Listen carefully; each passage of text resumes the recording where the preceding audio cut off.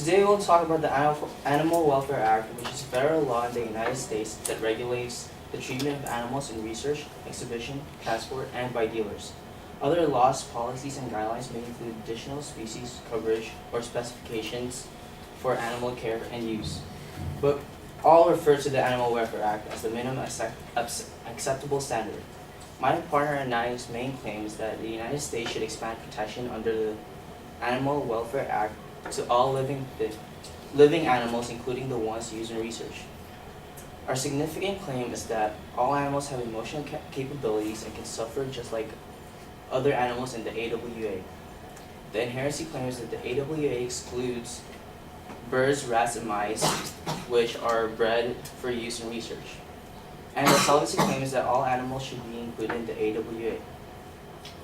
So our first claim is that all animals have emotional capabilities and can suffer just like other animals in the AWA.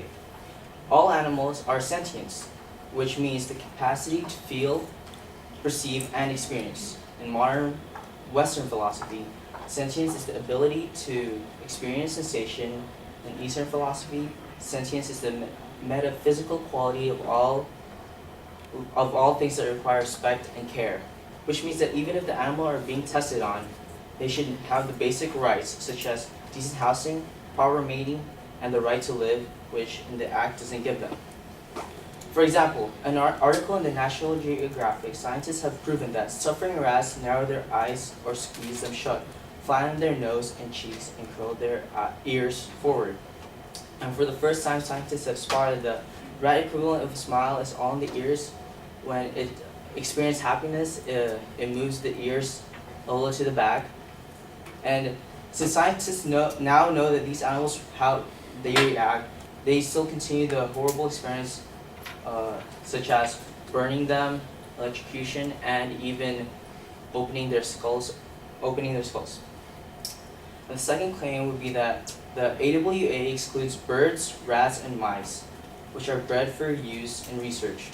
95% of the animals used in research are birds, rats, and mice, but these animals have little to no protection because they are not protected by the Act.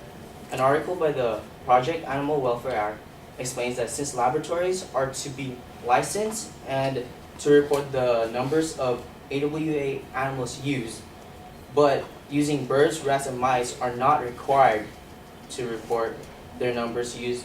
Therefore, no matter what they do to these animals, the United States Department of Agriculture will not do anything to these suffering animals.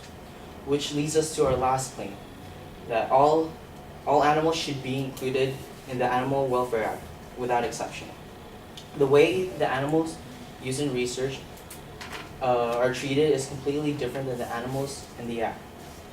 An article from the People for the Ethical Treatment of Animals shows that tests have been so severe that experiments locked female mice into restraining devices, drilled holes into their skulls, and burned lesions into their brain, just to figure out different ways for a mouse to react to pee. These tests have been out in public, yet the government has not taken any steps to stop it. On the other hand, an article by the National Institute of Health and Science, animals protected by the Act, such as the dog, prohibits the Secretary of Veteran Affairs from funding medical experiments on dogs that causes significant pain or harm. The treatment for these animals are completely different. That's why these animals that are not in the AWA should be in the Act so that they would not have to suffer in the laboratories.